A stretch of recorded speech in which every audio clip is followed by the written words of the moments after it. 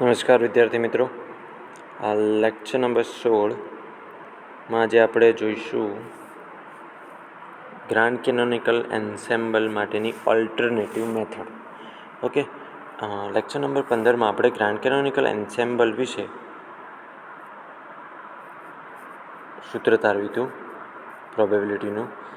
તો કે P alpha બરાબર e⁻ beta e alpha minus mu N alpha divided by summation e⁻ N alpha. Okay, તો હવે આ જ ઇક્વેશન જે છે પી આલ્ફાનું, એને આપણે alternative method for a grand canonical એન્સેમ્બલ પરથી તારવીશું. ઓકે, તો ગ્રાન્ડ કેનોનિકલ એન્સેમ્બલની શરત મુજબ પહેલાં તો ગ્રાન્ડ કેનોનિકલ એન્સેમ્બલની શરત શું છે? તો કે કોઈ બી સિસ્ટમ છે એ સિસ્ટમ એમાં બીજી સિસ્ટમ સાથે ઉર્જાની તથા પાર્ટિકલ્સની સંખ્યાની આપ લે કરી શકે છે. બરાબર છે? તો જેમની ઉર્જા E1 અને અવસ્થા સંખ્યા N1 હોય તથા જેમની ઉર્જા E2 અને અવસ્થા સંખ્યા N2 હોય તેવી N અવસ્થાઓની ગોઠવણી માટે અલગ અલગ હોવાની સંભાવના. તો W is equal to 1/c n factorial divided by n1 factorial n2 factorial n3 factorial. Okay, ચાલો હવે અહીંયા જે ઇક્વેશન 1માં આપણે આને દર્શાવ્યું છે. બરાબર, તો W is equal to 1/c n factorial divided by n1 factorial n2 factorial n3 factorial. હવે જે છેદમાં n1 ફેક્ટોરિયલ n2 ફેક્ટોરિયલ અને n3 ફેક્ટોરિયલ છે એના માટે હું કોઈ કોન્સ્ટન્ટ લઈ લઉં, કારણ કે મળશે તો છેલ્લે કોન્સ્ટન્ટ. તો ni લઈ લો, તો મને W બરાબર થશે હવે 1/c n factorial upon ni. Okay, small ni ઉપર કેપિટલ n ફેક્ટોરિયલ છે, છેદમાં છે ni સ્મોલ n. હવે આ જે સમીકરણ છે એ સમીકરણની બંને બાજુ શું લઈ લઈશું? લોગ લઈ લઈશું. તો ln W બરાબર થશે ln n factorial capital N factorial minus summation ln ns factorial minus ln c factorial. હવે પ્રશ્ન થશે કે સાહેબ આ ns ફેક્ટોરિયલ ક્યાંથી આવ્યું? તો જો સમીકરણનો પ્રથમ ભાગ આ ઇક્વેશનની વાત કરીએ તો W is equal to 1/c n factorial divided by n factorial upon n1 factorial n2 factorial n3 factorial. હવે એના બરાબર આપણે ln W બરાબર ln n factorial minus ln, હવે n1 બરાબર હું લખી શકું સમેશનમાં ns, એસની મૂલ્ય બદલાતી રહે છે, 1 2 3 4 હોઈ શકે. તો સમેશન લઈ લીધું હતું એટલે થઈ જાય, બધી વેલ્યુ આવી જશે. તો summation ln ns factorial minus ln c.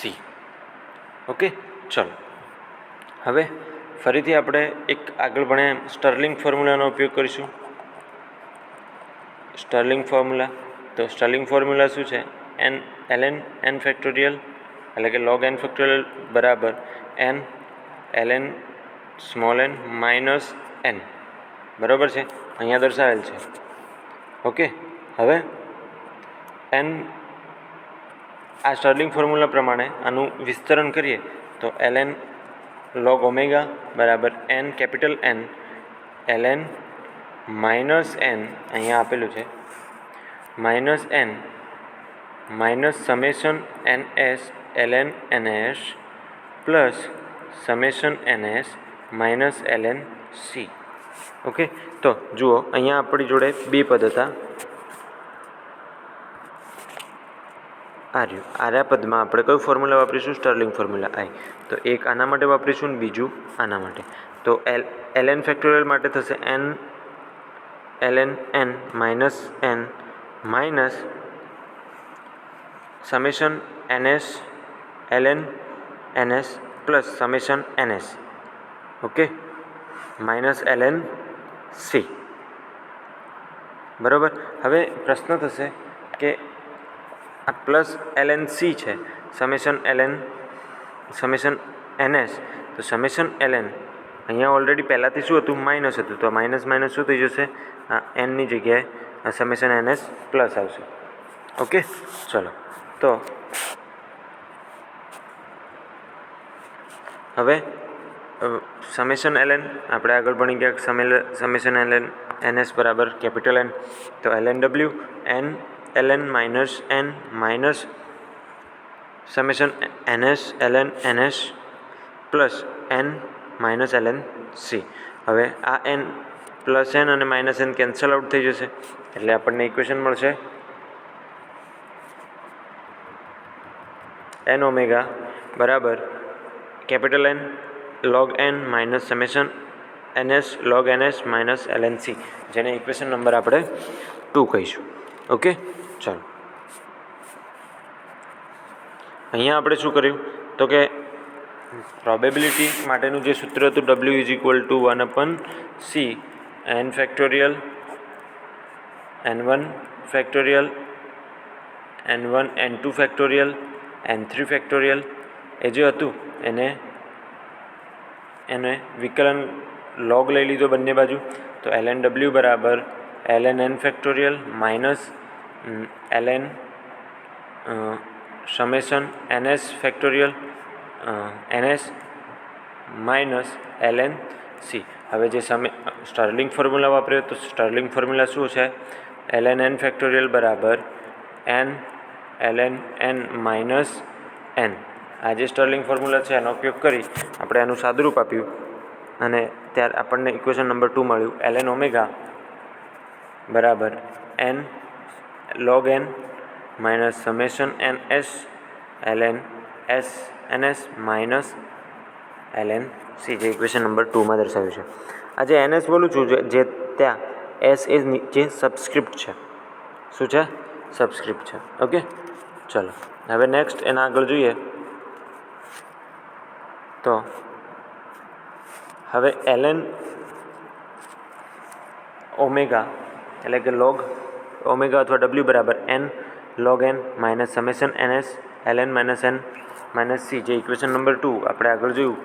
હવે તંત્રની સંતુલન અવસ્થામાં ઓમેગા બરાબર શું થવું જોઈએ, સંતુલન હોય ત્યારે ઓમેગા બરાબર મેક્સ થવું જોઈએ. આથી ડેલ ln ઓમેગા બરાબર શું થશે, મેક્સિમમ માટે 0 થશે, તો ડેલ ઓમેગા બરાબર 0, બંને બાજુ વિકલન લઈ લઈએ આ સમીકરણનું, તો આના બરાબર 0 લખાય. Del n ln capital N minus n ns ln ns minus ln c. Okay, આટલે સુધી આપણને થઈ ગયું. ઓકે, હવે ગ્રાન્ડ કેનોનિકલની શરત મુજબ તો જુઓ, ડેલ્ટા ns બરાબર n છે, સમેશન ns બરાબર n છે, તો સમેશન ડેલ્ટા ns બરાબર શું થશે, 0, કારણ કે આ કોન્સ્ટન્ટ છે, કોન્સ્ટન્ટની વેલ્યુ શું થશે, 0 થશે. ઓકે, ચલો એના પછી સમેશન ns es બરાબર એવરેજ e, ઉર્જાનું સૂત્ર છે એવરેજ e, તો એના પરથી ફરીથી લખી શકાશે ગ્રાન્ડ કેનોનિકલ માટે, તો સમેશન es ડેલ્ટા ns બરાબર 0. ઓકે, વિકલન કર્યું 2 વખત બંનેનું. હવે થર્ડ છે સમેશન ns કેપિટલ ns બરાબર સરેરાશ n પરથી સમેશન ns ડેલ્ટા ns બરાબર 0, જે ઇક્વેશન નંબર c વડે દર્શાવ્યું છે. અહીંયા a b અને c આ જે 3 છે એ ગ્રાન્ડ કેનોનિકલ એન્સેમ્બલનો આપણે એમાં એનો ઉપયોગ કરીશું. હવે સમીકરણ a b અને c ને અનુક્રમે ગેમા બીટા અને મ્યુ વડે ગુણતા, શેના વડે ગુણીશું, ગેમા બીટા અને મ્યુ વડે ગુણીશું. તો summation delta ns ln ns બરાબર 0 થશે, તો summation delta ns ln ns બરાબર શું થશે, 0. ક્યાંથી થશે, તો કે આ જે છે એ પદ 0 થઈ જશે, ln c પણ 0 થઈ જશે અને બરાબરની પેલી બાજુ લઈએ અને એ કોન્સ્ટન્ટ છે. ઓકે, તો આ બંને વસ્તુ કેવી છે? LNC પણ કોન્સ્ટન્ટ છે અને NLN પણ કોન્સ્ટન્ટ છે.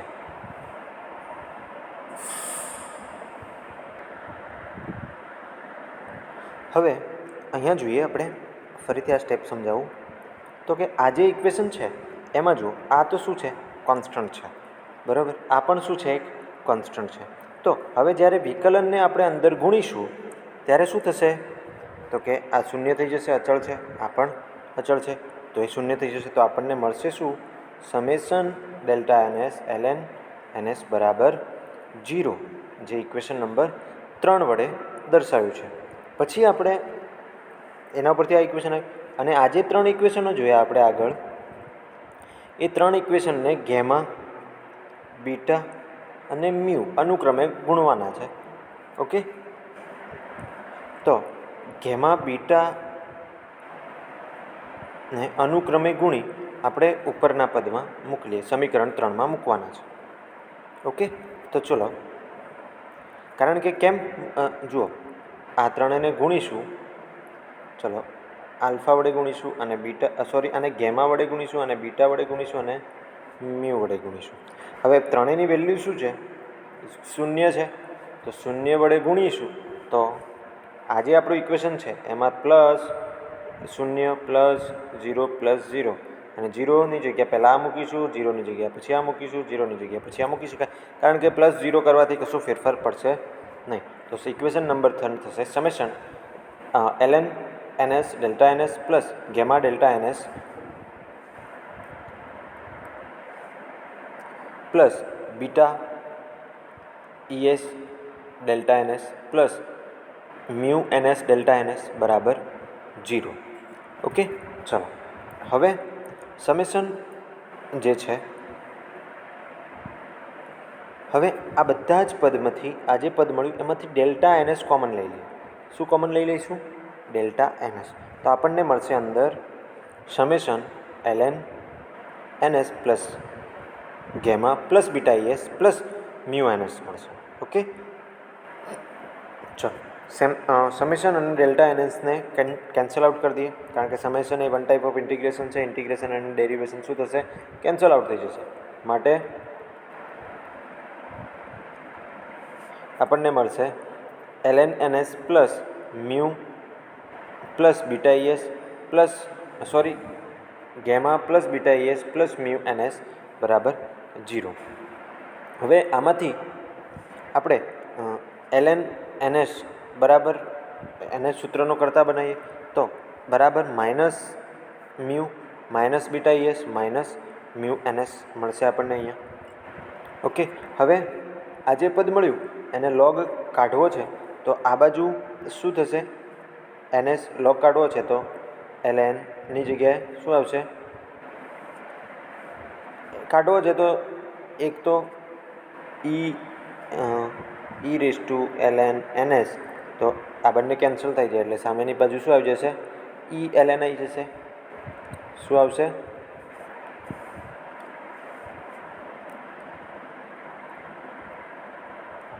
સોરી,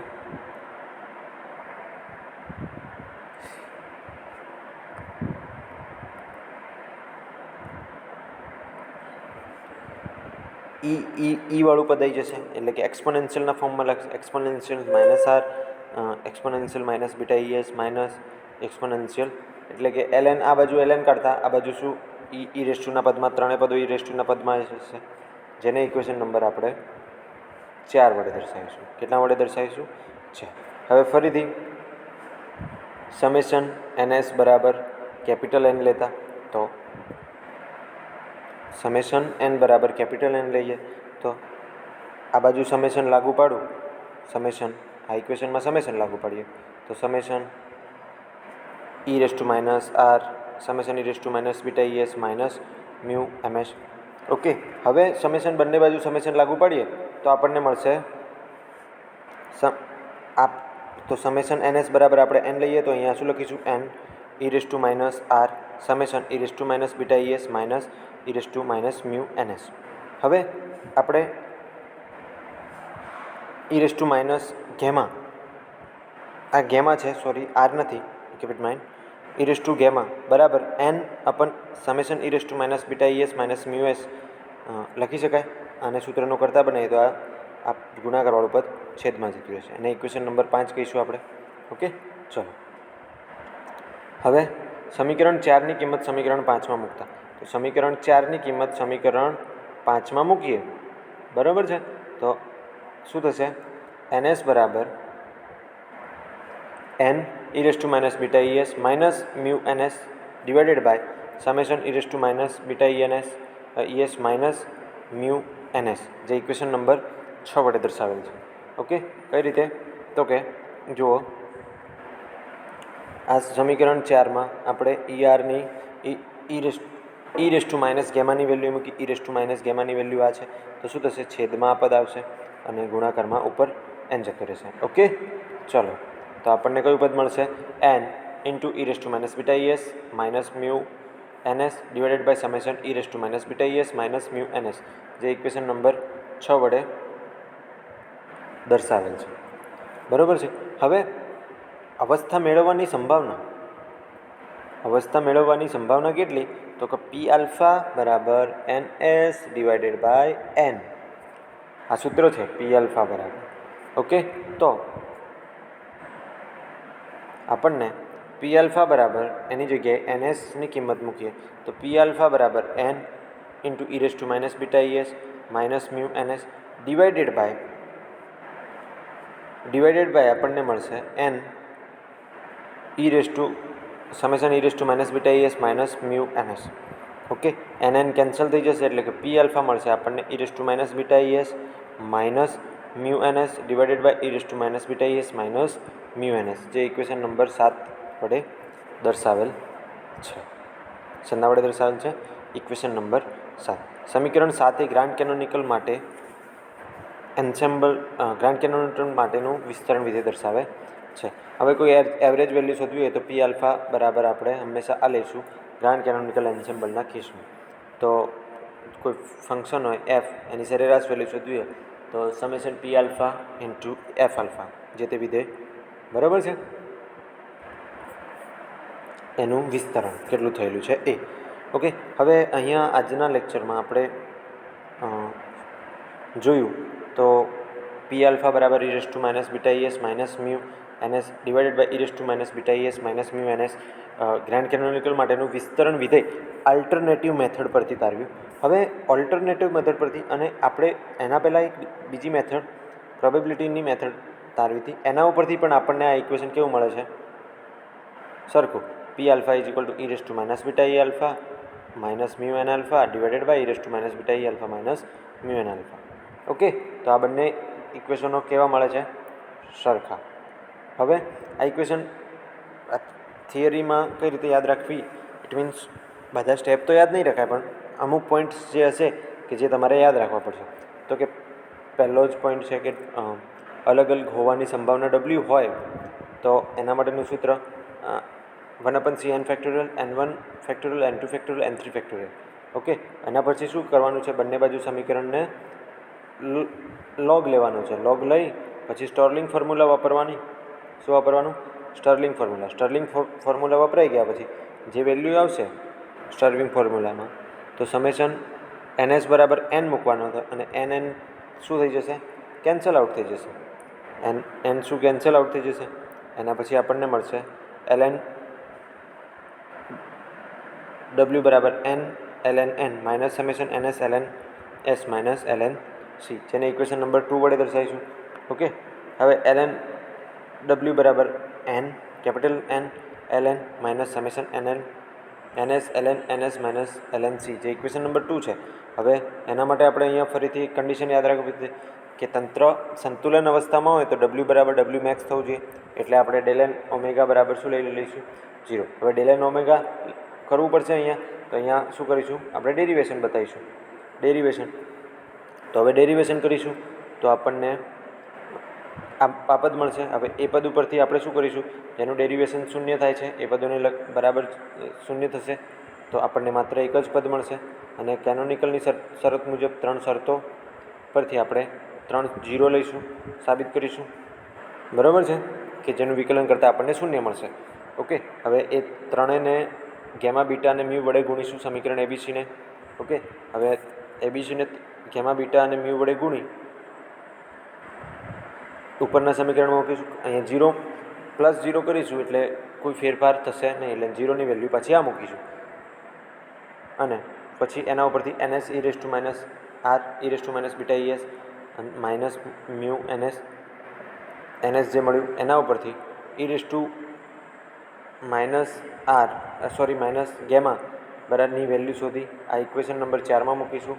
ઇક્વેશન નંબર 4માં મૂકીશું એટલે NS બરાબર n e raise to minus beta ES minus mu NS divided by summation e raise to minus beta mu NS મળશે. ઓકે, આ પદ મળશે. હવે અવસ્થા મેળવવાની સંભાવના સૂત્ર NS બાય n માં વેલ્યુ મૂકીશું અને છેલ્લે પી આલ્ફા બરાબર e raise to minus beta ES minus mu NS divided by e raise to minus beta ES minus mu NS આપણને ગ્રાન્ડ કેનોનિકલ એન્સેમ્બલ માટેનું વિસ્તરણ વિધેય મળશે. ઓકે, ચલો નેક્સ્ટ લેક્ચરમાં આપણે જોઈશું આનો જ પાર્ટિકલ્સ માટેની સરેરાશ ગ્રાન્ડ કેનોનિકલ માટેની. Okay, thank you.